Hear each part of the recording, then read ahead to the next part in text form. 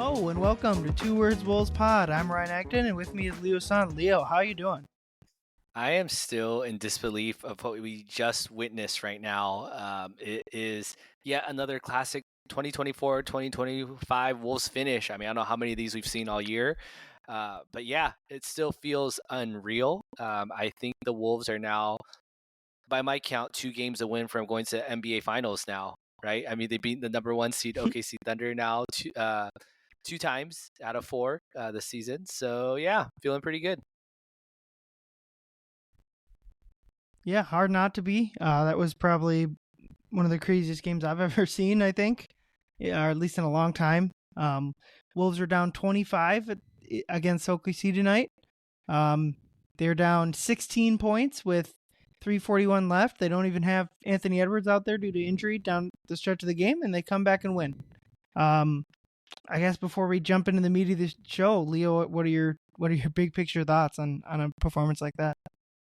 I mean, there's so many things about this game that was just wild. I will say, I missed a portion of the game that I went back and rewatched, tonight before we started recording. That I watched about the first, quarter and a half of the game, and then I turned it on in the fourth quarter, pretty much like late, midway through the fourth quarter. I was like, all right, well, it seems like you can probably fill in the blank of what happened.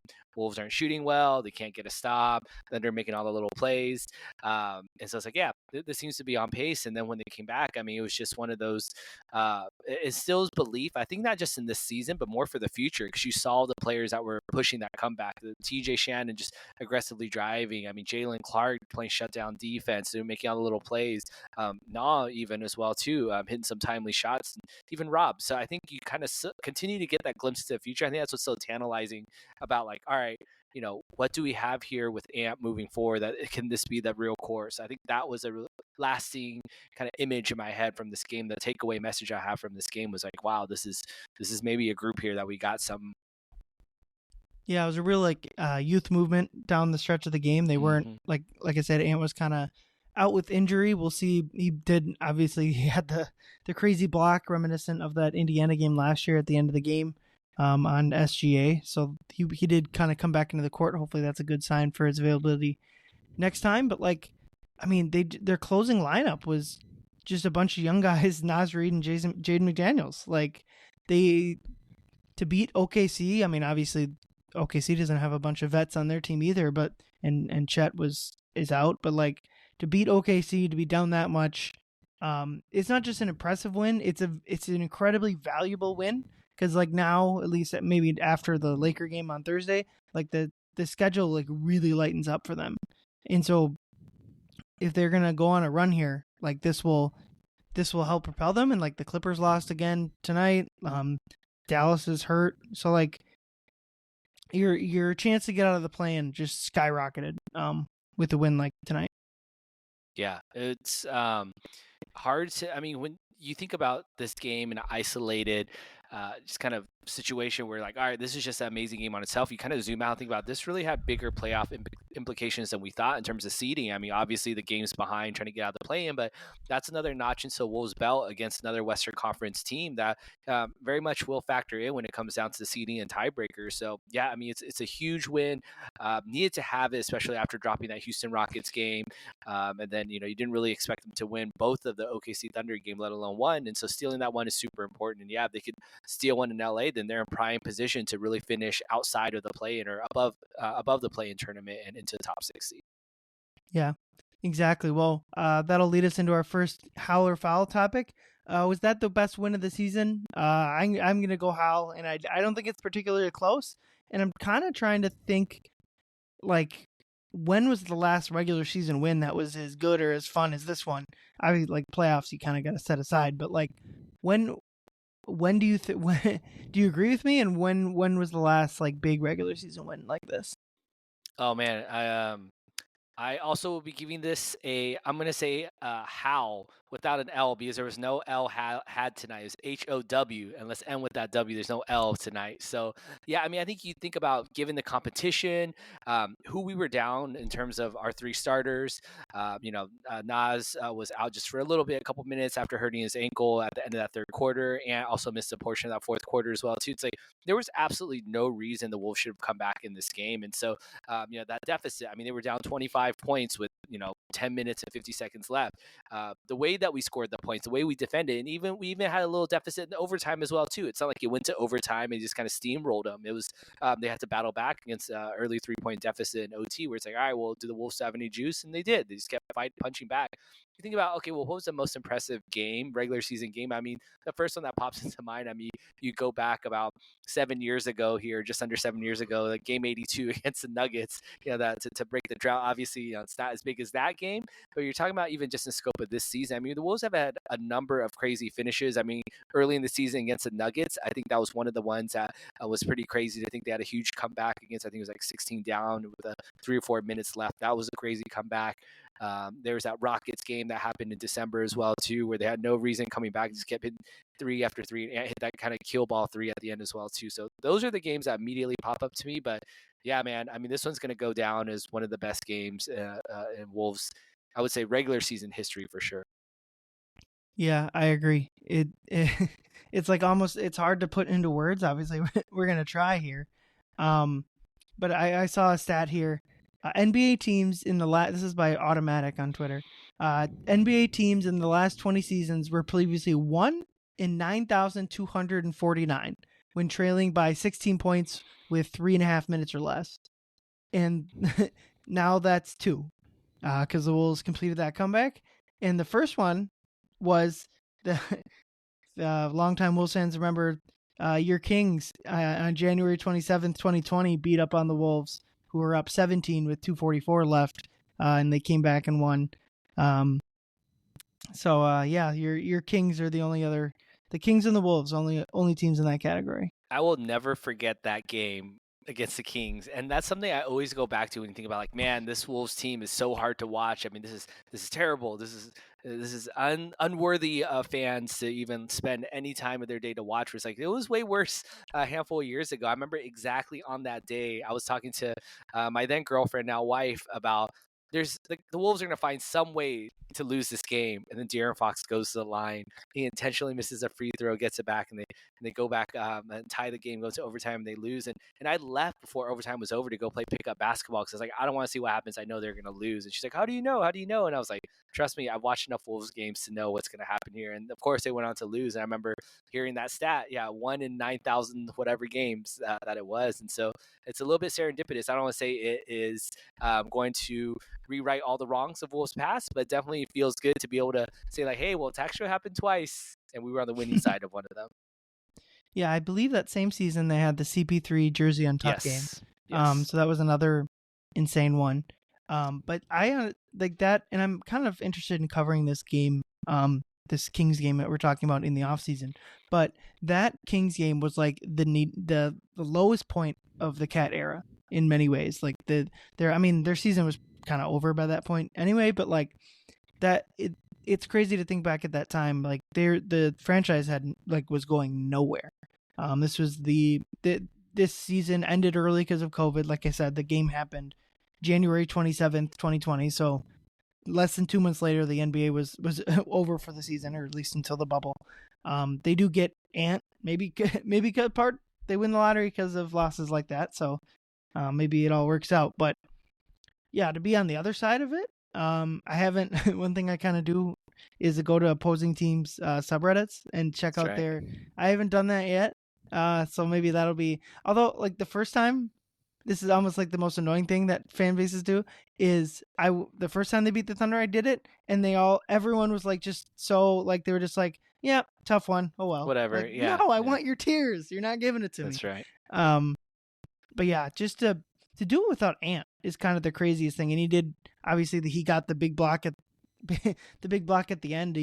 It's crazy how many defensive plays he has in his young career for someone that obviously the other end of the court is his specialty. But like to just do it with the young guys, I think the primary lineup was like Dillingham, Clark, TJ Shannon, and then Nas and Jaylen, who are both playing like not their like Nas is, especially last year, was playing mostly 4, and then Jaden's played most of his career at the 3. Like now they're all playing down a position, and it's just like an insane game. I don't know. I'm not even sure how much to take away from it big picture, aside from like the young guys playing well. Obviously, that's super important.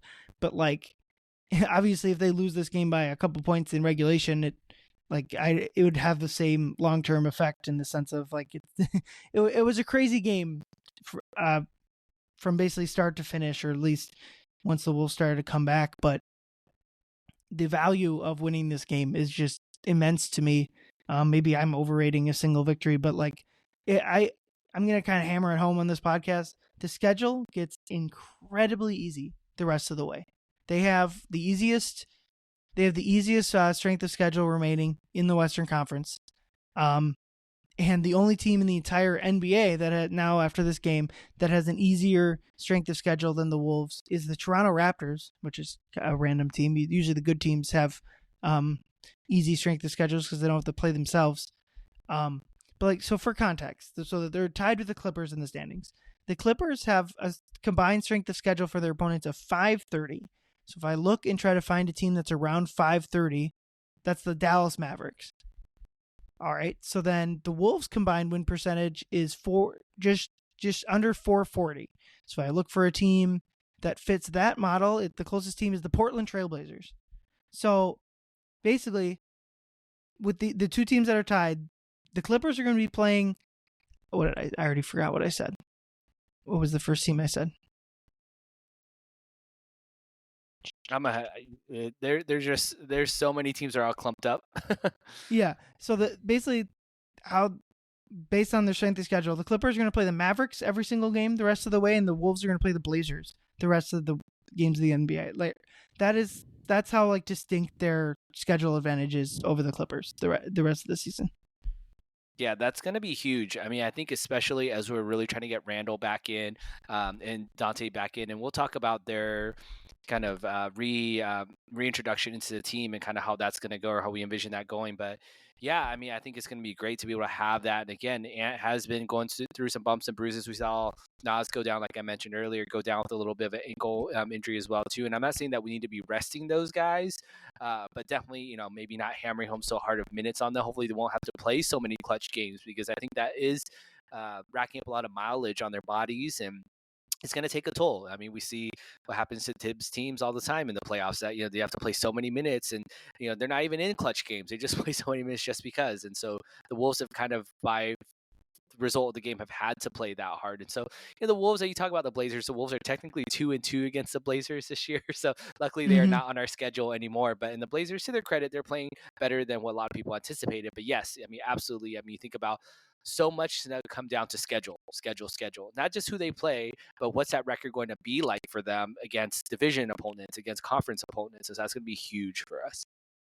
Yep, and just kind of things like the Wolves are going to get fortunate of when they play Philly. It's not like Philly's had a great stretch at any point really this year, but I doubt that the Wolves play Embiid in either of the two remaining games against Philly this year. It doesn't seem like, I mean, just given their spot in the standings, it kind of makes sense for them to kind of punt on the rest of this year. But like the Wolves are probably going to get lucky with a lot of that stuff. Like I always kind of say, there's a difference between like playing Utah, for instance, in November when they're trying, and when they play them like the last game of the season, when if their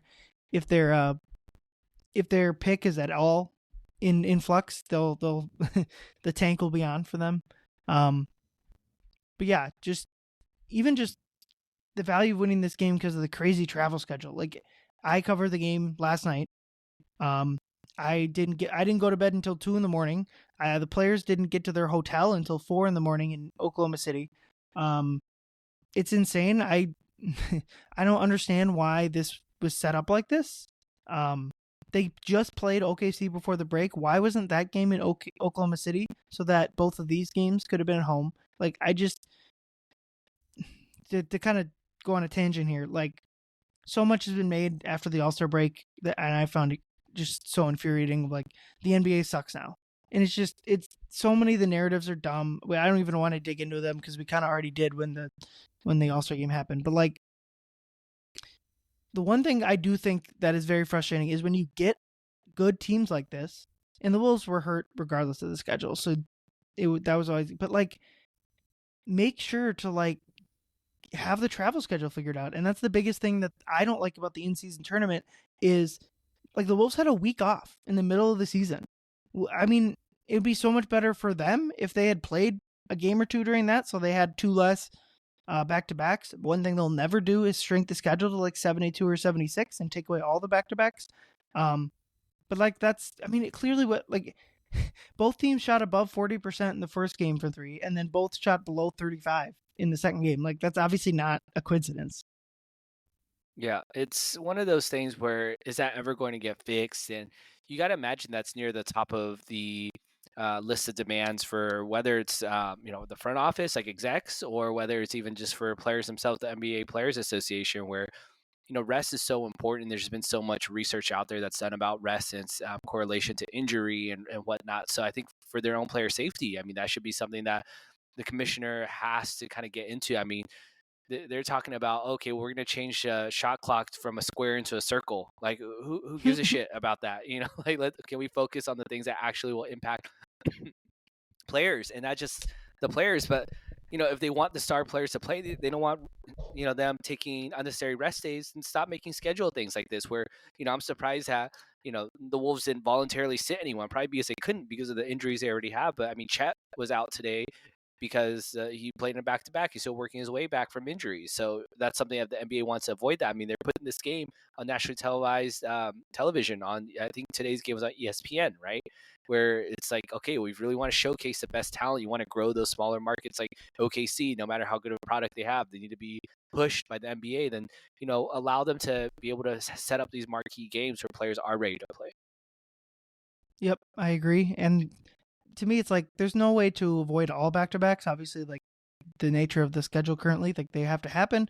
But like the ones like this where the games are separated by 22 and a half hours, like that shouldn't happen. And I get like the first game was bumped by national TV, so like that's why it happened. But like that has to be a priority for those schedule makers, is to make sure that like you get at least 24 hours, and regardless of national TV. So yeah, we can move on to our next topic here. So I've been thinking about like I know like we all want this season to be last year, and I think the cliche has been like it's more similar to 2 years ago. But the more I sit here and think about it, and this was kind of spurred on by one of Chris Hines' newsletters a few weeks ago, that I'm kind of finding this season more similar to 3 years ago, the season that like the Pat Bev year that ended against Memphis. So that year they started 46 and 30, or excuse me, they started 16 and 20 and finished 46 and 36 and had like the best offense in the NBA the second half of the year. And I'm kind of starting to see like that path. Hopefully, like the playoff series isn't what happens, but like I'm starting to see like that path is like more likely compared to the first Rudy Gobert year where they just completely tanked and they barely sneak into the playoffs. So Leo Howler foul, do you agree with me that that's an apt comparison?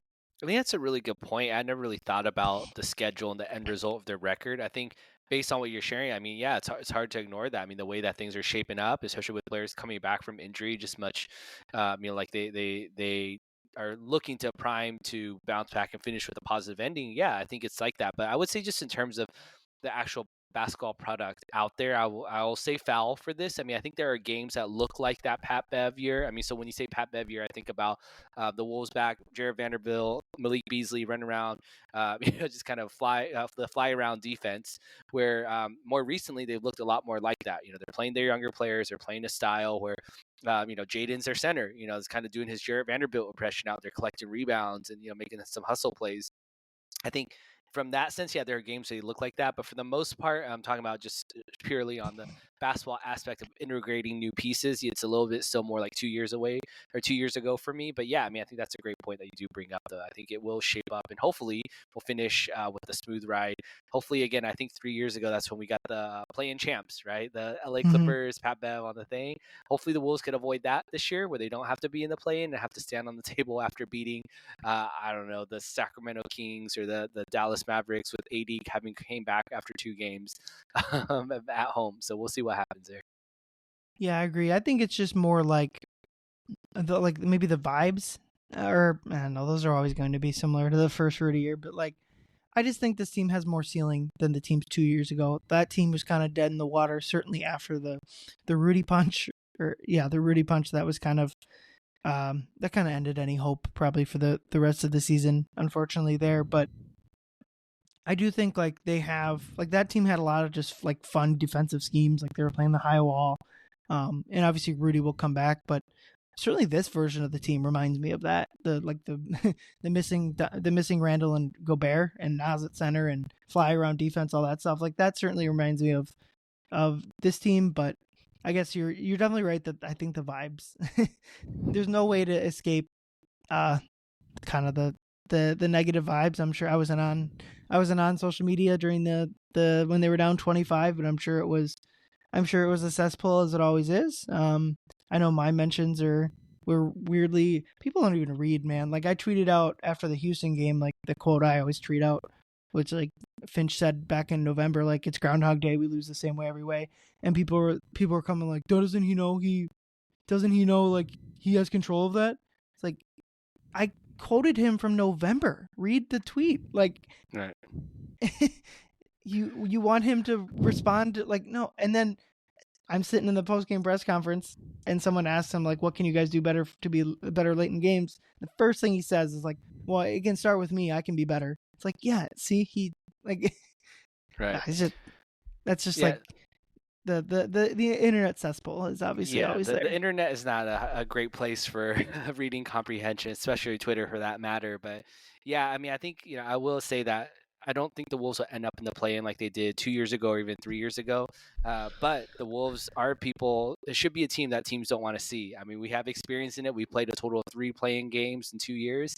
And technically, I mean, you want to include the Nuggets game 82 I mentioned earlier in 2018. I mean, that was technically kind of a play-in game as well, too. So when it comes to the last game of the regular season, don't see the Wolves. So teams should take notice of that.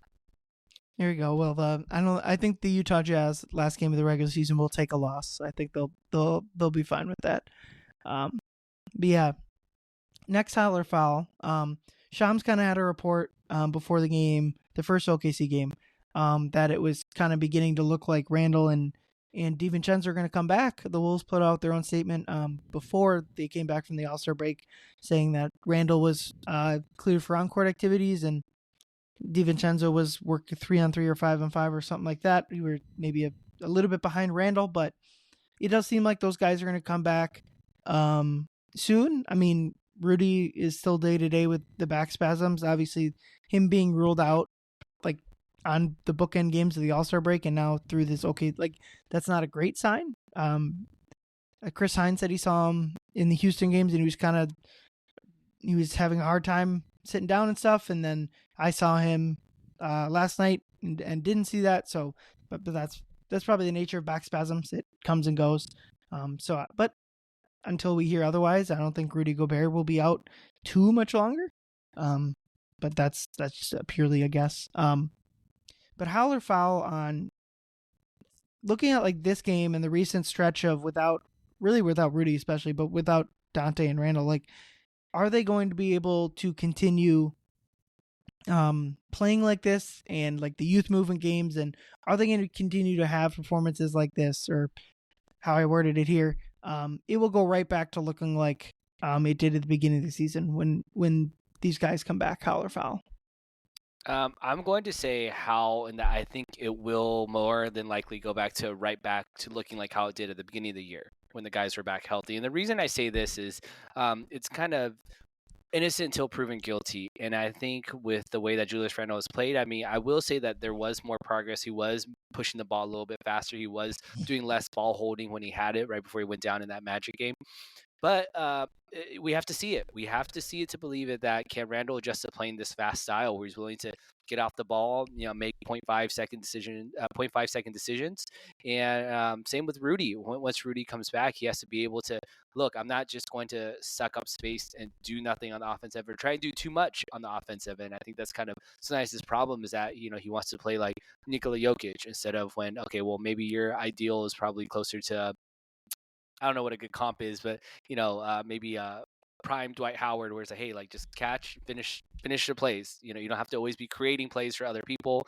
We know that he's had some success in a short role, but we know that when he gets a little bit too much freedom, it looks a little bit bad. So yeah, I'd like to see it before I believe it. But what about you, Ryan?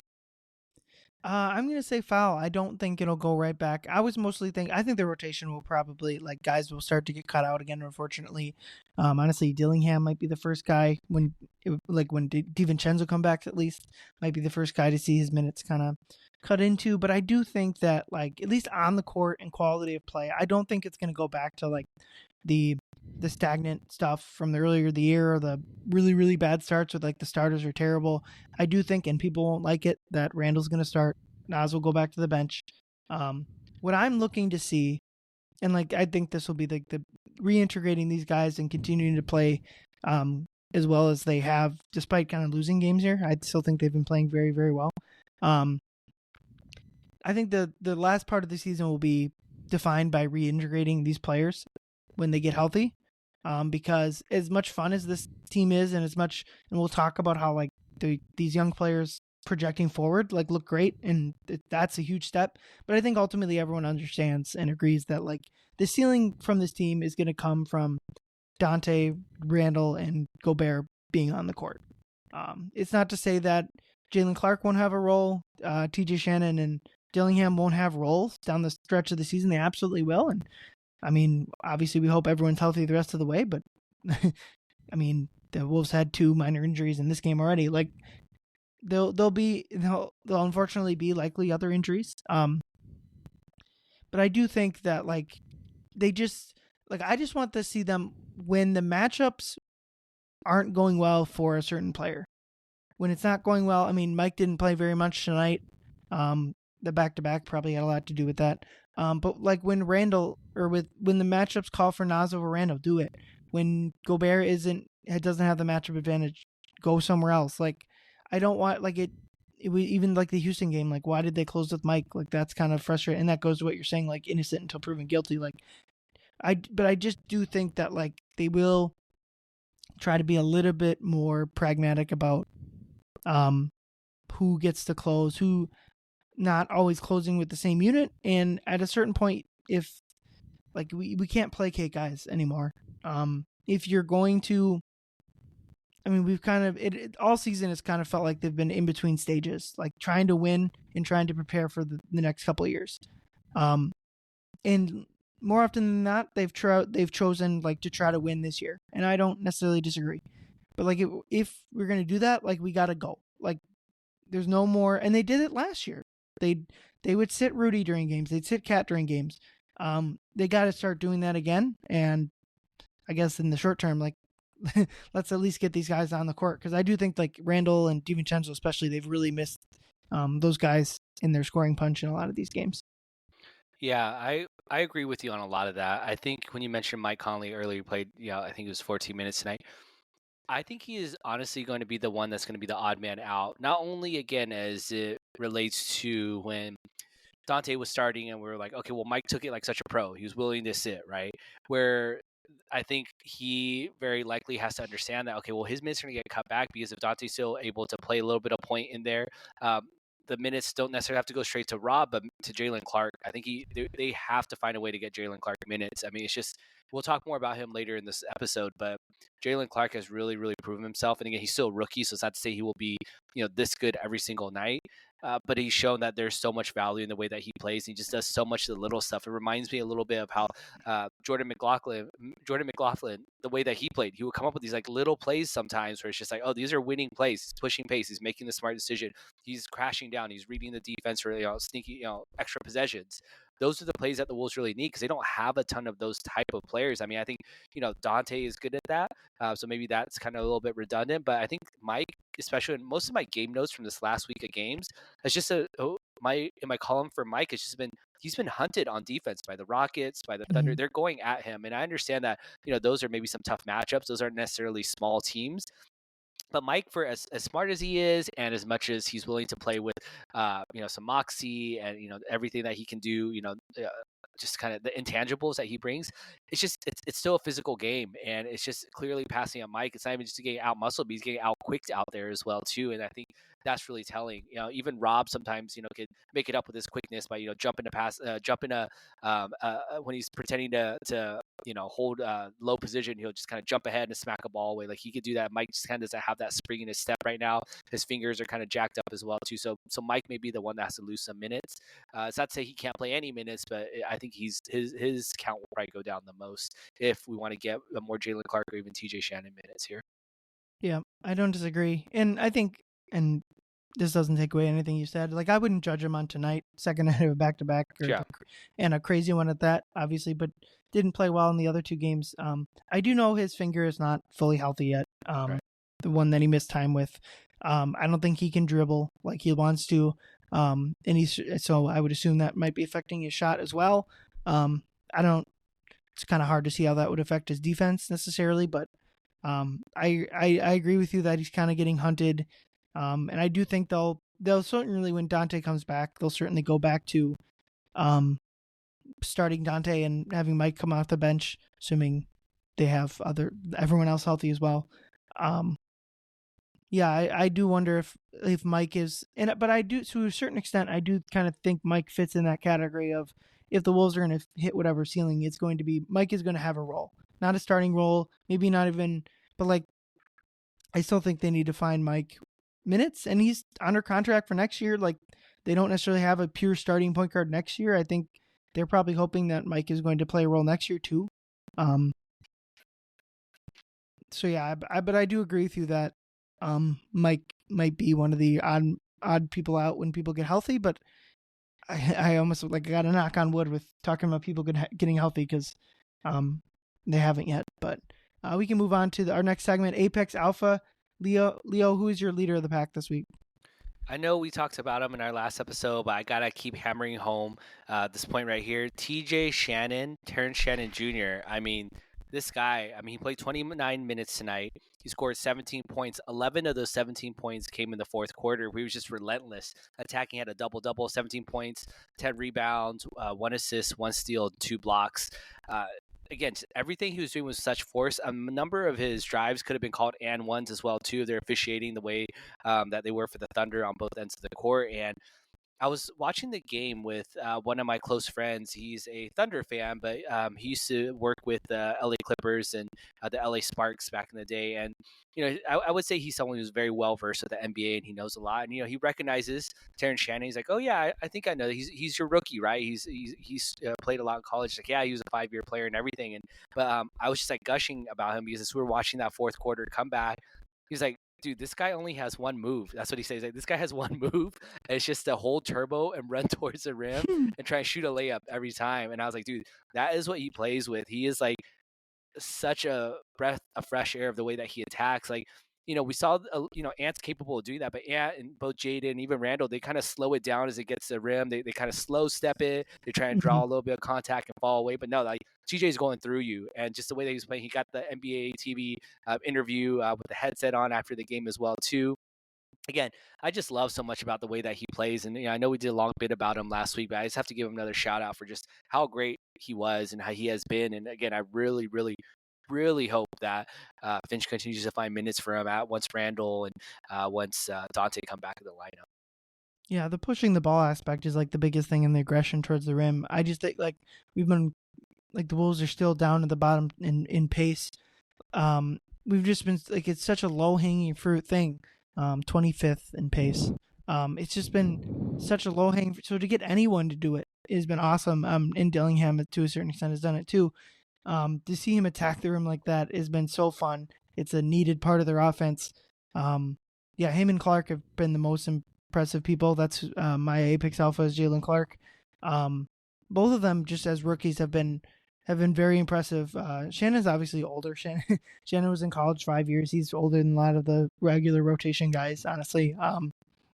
But Jaylen Clark, especially in the first OKC game that he unfortunately hit his head on the court and wasn't able to come back, but like he was their best option against SGA for a lot of the game. And I honestly kind of think they win that first OKC game if he's able to play the entire game, because like he was plus 20 in the minutes that he was out there, and the Wolves lost the minutes he was not out there by 27. And SGA was able to get wherever he wanted basically, and like down the stretch of that first game, Shea was just spraying it out for open 3-pointers after open 3-pointers. But just like big picture thought with these rookies and Dillingham to a certain extent too, is like these are the type of players. I mean, Clark they got and Shannon they got for end of the first round and second round picks. Like these are the type of players with the new second apron that you're going to have to convert to rotation players. Obviously, like the big money guys are gonna be there and gonna soak up the payroll, but like these are the players you're gonna have to, because you're gonna lose. I mean, you're gonna lose. The Wolves are not gonna bring back all of Randle, Nasreed, and Nikhil, and maybe even two might be tough.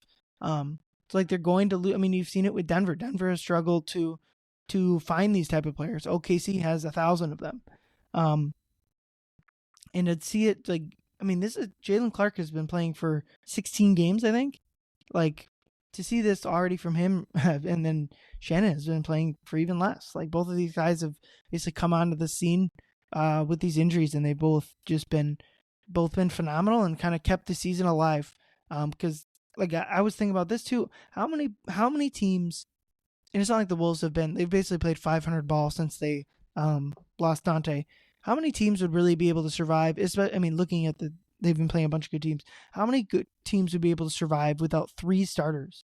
Obviously, one of the the Wolves haven't been missing Ant for other than the game or two, but like I mean, obviously OKC could, but like I mean, if Denver was out, like what would it be? Aaron Gordon, MPJ, and Jamal Murray, like they would be toast. If Houston was out 3 of their big, I mean, that happened to them. They were missing Jabari Smith and Fred VanVleet, and they went on a huge losing streak. Like we've seen it, like the Mavs are missing a whole bunch of people.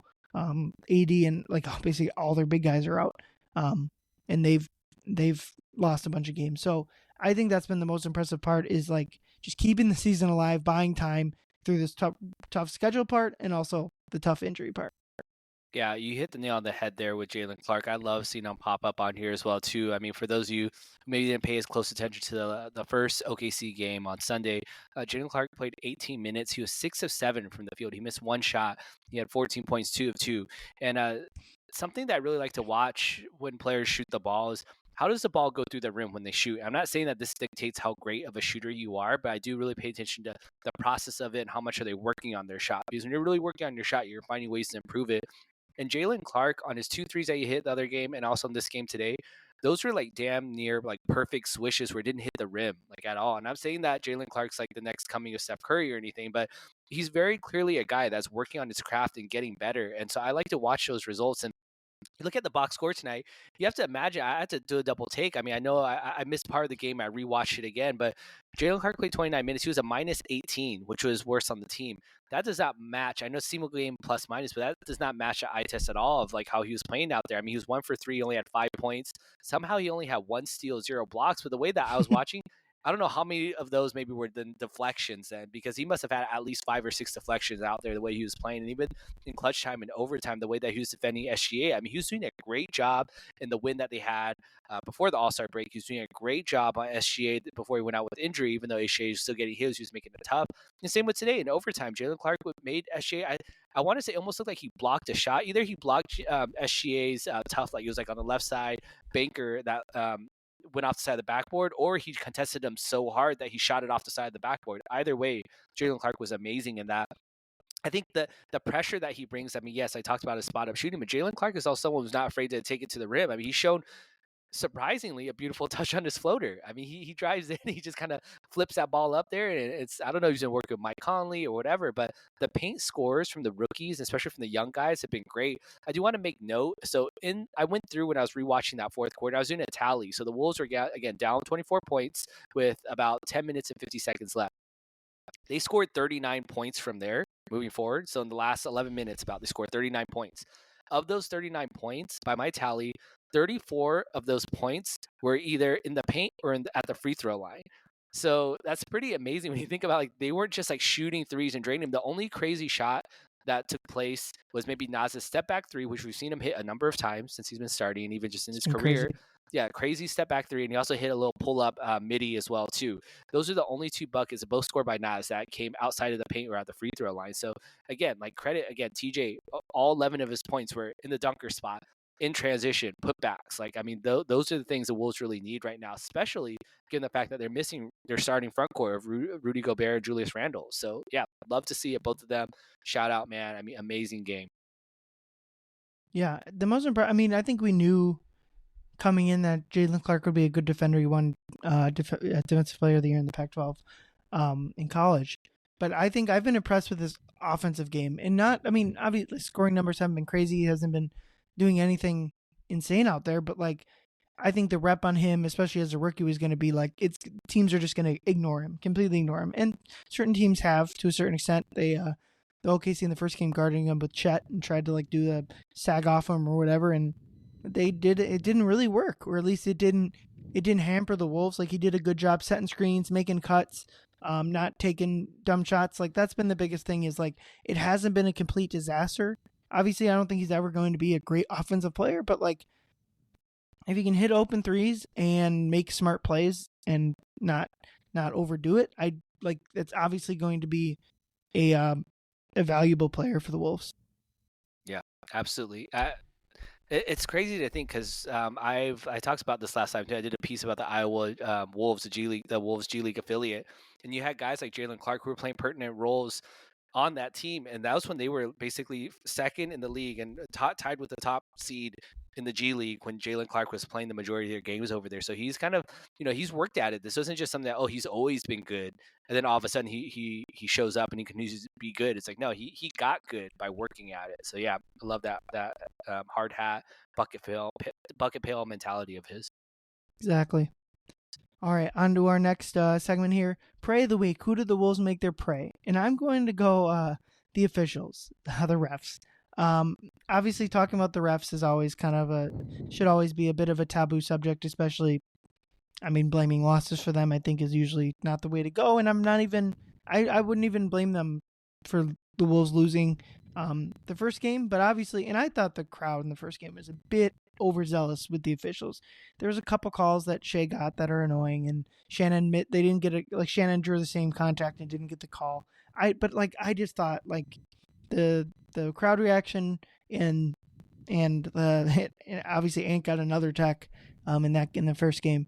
I thought it was a bit much, but obviously I have a quote here from Finch after the game. Obviously they're frustrated. Ant has clearly been frustrated all game. So here's what Finch said after this Wolves win. It's so frustrating to play this team because they foul a ton. He's talking about OKC. They really do. They foul all the time. And then you can't really touch Shea. It's a very frustrating thing, and it takes a lot of mental toughness to play through it. And obviously that happened in both games. The first game, I thought they kind of let the officiating kind of dictate what they were doing.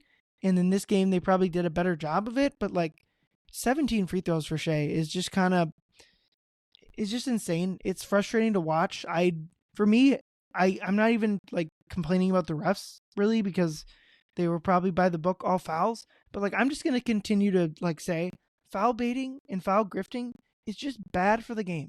It sucks. It's not fun to watch, and it's annoying. And, like, have some self-respect. Like, have some, like just be a hooper. Like, you don't see, like, Ant just never does it. That's why he doesn't get calls. It's because other than yelling, hey, he doesn't flop. And so I just, like, I'm on a soapbox, but, like, the foul grifting, the foul, and like, Shea's an amazing player. It seems like he's going to win MVP, and he'll probably deserve it. or at least, I mean, you can have your Jokic versus Shea MVP debate. It is what it is. But like, he's an amazing player, and he's very good outside of any foul grifting. But like, it's just it's annoying. It's annoying to watch. Obviously, the Wolves rained down the oh my gosh, what were they saying? Free throw merchant. Yeah.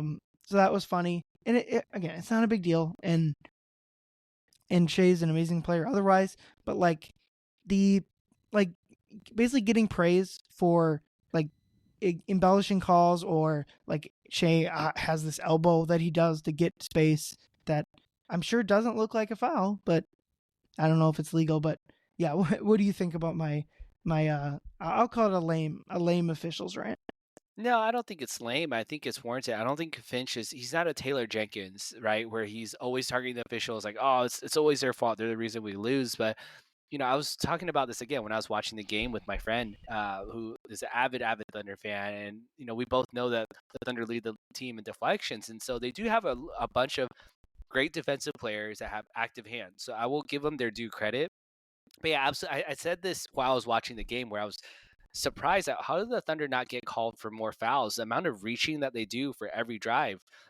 Again, I will say I'll give credit. So Jaylen Williams has been a player that I've always been during the drafts a couple years ago. I was like, I really like that Jaylen Williams guy. I think he might be pretty decent, and he turned out to be great. But I never knew how good he was on defense. I never knew how long his wingspan was at 7'2" or whatever it is for his size, and the amount of picks that he gets. I remember most notably is that he ripped Julius Randle that one time in their first meeting, where it kind of went viral, like Julius Randle can't dribble or whatever. It's like, not Jaylen Williams, like an all-world defender. Like, he should be on an all-defensive team, I think. But yeah, aside from that, I mean, there's a ton of reaching and scratching that they do. The amount of that they try and get deflections, yeah, they rightfully should be getting more foul calls, and we saw that happen in the fourth quarter. Finally, after a while, they started getting a little bit more foul calls in their favor for the Wolves. So yeah, I think you have a fair point there, and it is frustrating because I think, yeah, when you talk about flopping, yeah, Ant doesn't flop, or whatever the case is, but Ant does try and sell fouls in the sense of, yeah, say, hey ref, like that's his thing now, hey ref, but he doesn't throw his head back. He doesn't like do a full body convulsion when he's getting touched, like you see with the Austin Reeves or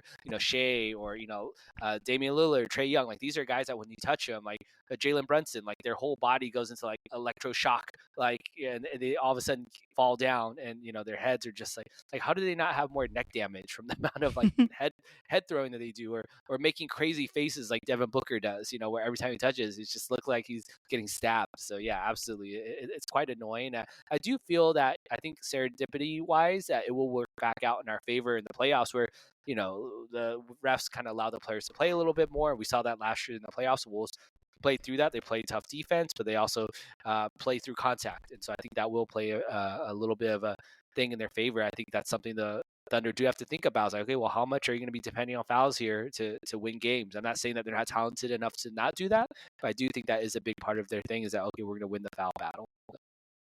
Yep. All right. Who is your prey this week? My prey of the week this time, I am going with Isaiah Hartenstein. Everyone loves Ihart. Ihart's a great player, but today in the Wolves game, I think it was in the third quarter, or perhaps it was the second quarter, he took an accidental headbutt from Jaden McDaniels when they was going up for, Jaden was trying to go for offensive rebound, and Isaiah Hartenstein was behind him, and Jaden kind of jumped backwards, unintentionally headbutted Isaiah in the face, and he looked, at first it was like, oh, okay, it doesn't look that bad, but they had to stop the game because he was bleeding so much out of his face. It looked like it was his nose, a little bit on his mouth. It was kind of pouring everywhere. And for those of you listeners who watch MMA at all, which I'm an avid MMA fan, there's a fighter in the UFC called Calvin Kattar. And he's most known for just taking a brutal beating against Max Holloway, who was like a Hall of Famer type of fighter. He just like beat up his face really bad in a fight, just kept taking him. And I realized at that moment when I saw Isaiah Hartenstein's face looking all bloodied up, he looked exactly like Calvin Kattar after he got beat up by Max Holloway. And I was like, oh, that actually looks pretty similar. So yeah, poor Isaiah Hartenstein took an inadvertent headbutt there. But yeah, he'll be fine. He survived after they had to stop the game again to clean up more blood that they found on the court later on. Yeah, that one looked nasty. Not the they had to like stop the game multiple times to keep cleaning up blood. That was a bit gross. But lastly here, what I got down here is just kind of look at the standings. Like to do this from time to time. The first thing, Detroit Pistons. Let's go. Detroit won again. Our Detroit Pistons, the Yeah. Minnesota Detroit Pistons. I mean, it's hard to see how this Detroit pick is not going to convey. They have now won 7 in a row. Damn. 7 in a row for the Detroit Pistons. They are 3.5. 3.5 clear of the Orlando Magic for the 7 seed. And even if, I don't think Orlando's going to pass them, but and they're only a game back of Milwaukee for the 4 seed. I would guess that they get the 6 seed, and the Knicks probably stomp them out pretty easily, I would guess. But that'll be huge if the Wolves are able to get that pick this year. It really does look like I'd be surprised if even if they dropped out into the play-in, like Atlanta, Miami, Chicago don't inspire aren't inspirational teams that seem like I just think Detroit's better than those teams. So that'll be big. If the Kevin Durant thing is going to be a storyline in the offseason, you'd imagine that Detroit pick would be something Phoenix would want. A mid-first round pick would be the only draft capital besides seconds that the Wolves could really offer them. But yeah, did you have any Detroit Pistons thoughts? Oh man, do I have capital T thoughts on the Detroit Pistons? I've actually watched a good amount of their games this year, not just for rooting for them for the Wolves, their future pick that they own of theirs, but also have a couple players I play fantasy that I have on the Pistons as well too. I'm watching Malik Beasley refuse to get traded because he declined trades because he wants to play for the Pistons is pretty wild. They've weirdly added Dennis Schroeder as well too as a weird. That's where he ended up after all this time. I feel like Dennis Schroeder has been on 10 different teams this year, and he fell on the Pistons, and he's contributing for them. And they're just playing a fun style of basketball. I mean, everyone has a role; they know their role. It's a fun way to watch, and it wasn't that long ago that we were bemoaning the Wolves losing on Christmas Eve or New Year's Eve or Christmas Eve. It was a couple years ago in Detroit. New Year's Eve, where it was like, oh, this was the worst Wolves loss, and God knows how long. That was so bad. And even 2 years ago as well too. I mean, I think it was that year they lost a couple of times to the Pistons, and it was like, oh man, even last year they were kind of the butt of so many jokes. They were about to be the losingest team of all time in NBA history in a single season, and they really turned it around. So shout out to JB Bickerstaff, shout out to Cade Cunningham. He has an amazing 2-man game that he's played with Jaylen Duren. Jaden Ivey hopefully will be returning to the court in the next couple of weeks as well too. He suffered a brutal leg fracture, and Asar Thompson's playing really well as well too. He's starting to get a static role there as a starter with them. So yeah, there's just so many fun things to like about it. I'm really proud of the Pistons. It feels like they're kind of like our proud stepchild there, where it's like, oh, you know what, you guys, we're happy for you. We're happy for you, even if we didn't have your pick. Yeah, I was just kind of thinking about even like aside from they have the longest playoff drought, at least like winning a game wise in the NBA right now. They haven't won a playoff game since 2008. And at the time of that, they had made it to the Eastern Conference Finals 6 times in a row. Flip Saunders was the coach for a few of those teams. But they've only made the playoffs twice since then, and they got swept out by LeBron in 2016 and Giannis in 2019. That's near Wolves' level of dysfunction. Yeah, I have some family members out in Detroit, or extended family from my wife's side, and they weirdly are like somewhat in tune with the Pistons, which again is just kind of weird to me because I've never met in person. Actually, I do know one person who's also from Detroit, separate from this, who is a Pistons fan. But every time they win a big game, I'm like texting, I'm like, "Yo, you're Pistons, man!" I don't think it's a mirage. I think they might be for real this year. I think they really got some potential, and it's clearly not just like a 1-year bust type situation. Like for example, as you like to say, my Sacramento Kings are doing, where they're like just lumping DeMar DeRozan and Zach LaVine. All right, let's try and make a push this year. It's like, no, the Pistons actually have a really cool young core that they're building over there. So it's really fun to watch it organically grow. Yeah, exactly. Well, we can talk about your Kings here. Kind of looking at the Western Conference standings. Here's what I kind of have laid out in my head. So the Wolves are currently tied with the Clippers for the 6th seed. Clippers play 2 fewer games, so they kind of have the win percentage advantage momentarily here. And then the Wolves are half game above the Mavericks at 8 seed, a game above Golden State at 9, and then 2 games above Sacramento at the 10 seed. And then Phoenix is just kind of, they're 4 ahead of Phoenix, who's not even in the play-in right now. So in my head, I'm I'm writing off Phoenix. San Antonio unfortunately lost Wemby, so that's kind of going to be the end of their season. Honestly, I'm not sure that's even the worst thing for them. I mean, obviously, you want Wemby to be healthy, and he's got blood clots are scary, but like from a losing game standpoint, I don't think that's even the worst thing for them. I'm kind of writing off Phoenix. I don't think they're going to make a run here, to be honest. Their schedule is impossible. Same thing with Sacramento.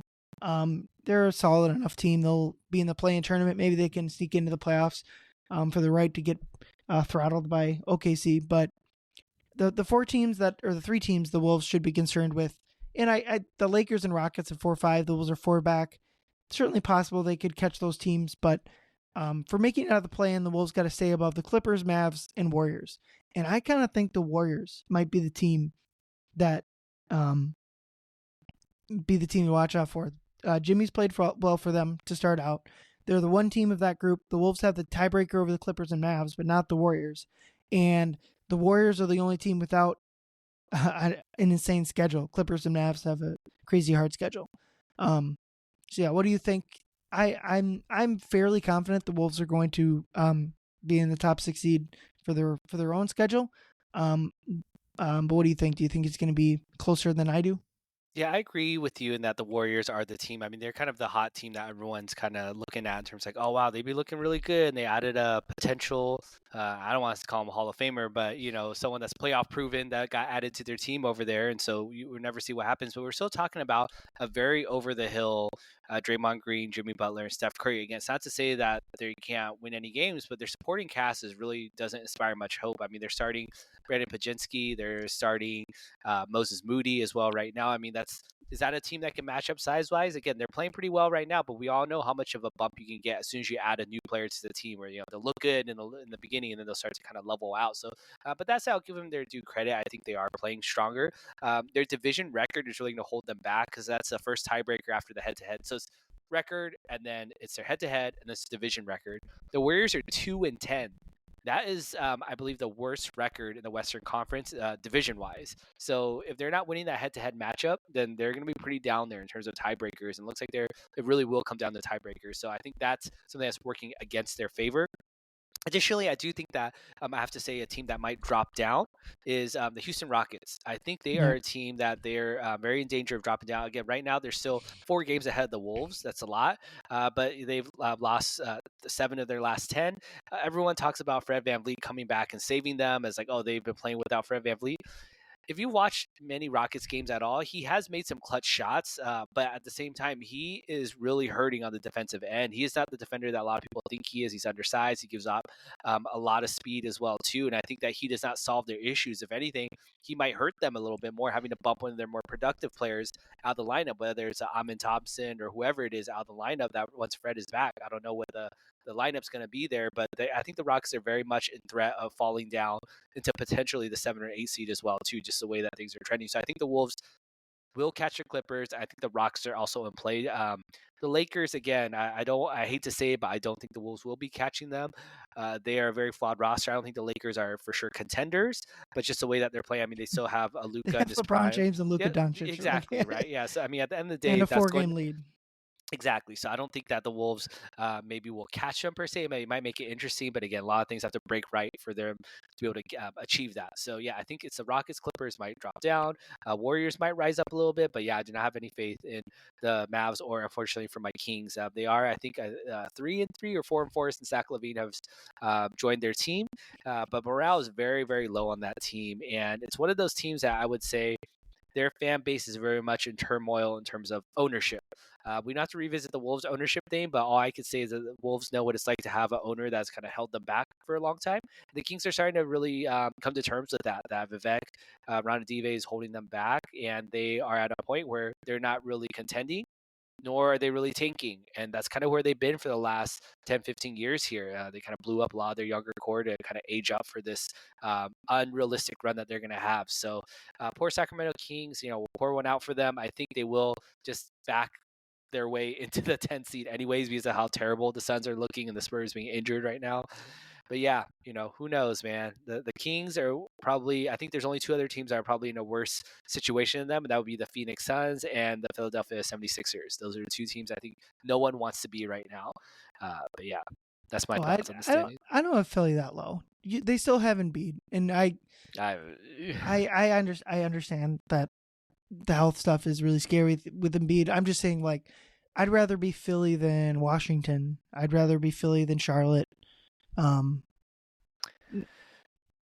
The lottery fair. ticket that is Embiid's health is worth more than, like, say, having LaMelo Ball or whatever other assets they have, to me. But the contract of having Joel Embiid potentially missing maybe a full, the rest of the season and a lot of next season as well too.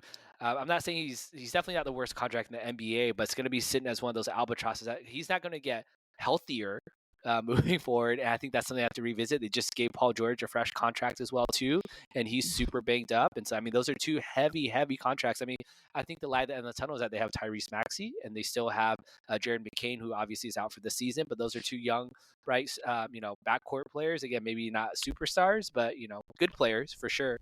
But yeah, we'll just see, man. I mean, I think it's the vibes for sure are really, really bad in Philly. The vibes are bad in Philly. The vibes are really bad in Phoenix right now. With Washington and your teams like the Hornets or the Jazz, they kind of know what they are. They kind of know what it is, and hopefully they'll get Cooper Flag. But yeah. Yeah, we just need Atlanta to not win the lottery for Flag. That's because then the pick goes to San Antonio. But yeah, let's move on to kind of go back to Wolves land. Our 2 words to round out the episode. My 2 words are getting healthy. Like we kind of talked about, Randle and DiVincenzo seem like they're close to getting back. And like I pointed out earlier, I do think that the rest of the season will be determined with how they reintegrate these guys back into the lineup, because ultimately the ceiling of this team, or if they do make a Western Conference playoff run, which I don't think is even, I mean, they just beat Oklahoma City with like half the roster injured. There isn't a team, I mean, obviously they'd be giant underdogs against OKC, but like there isn't a team that in the West that is like terrifying in a single series. So yeah, they really need to try to get these guys back, because that's where the ceiling of this team lies. How about you, Leo? Your 2 words? My 2 words are hold on.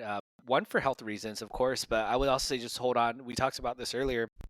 The schedule. If you told me that the Wolves lost against the Rockets, against both games, against the Thunder, and a game against the Lakers, I mean, I wouldn't be mad. I wouldn't be like super upset about it. It's like, hey, those are teams that are above us in the standings by a significant margin, and if we lost them, that should be the end of the world.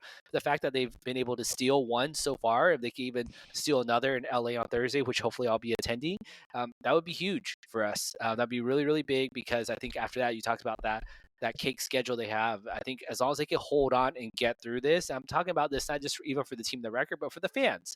It's so easy to look at, the Wolves have lost, 2 of their last 3 now, and they really should beat the Rockets. They could have beat the Thunder. It's like, no. Like, just hold on, because things are going to get better. And I think, let's not overreact to this really tough part that we knew was coming in the schedule right now. So just hold on. Yep. Well, they got one game left in Los Angeles, like you said, on Thursday. And then they finally kind of see the end of the tunnel. The games don't stop coming, because they got another back-to-back again. But yeah, it should be interesting to see if they can start beating up on the bad teams on their schedule, because they haven't really done much of that this year. But yeah, that's where we're going to wrap it up. For Leo, I'm Ryan. Thank you, everyone, for listening. Thanks, everyone. Get home, drive safe. Go Wolves. Hey, you.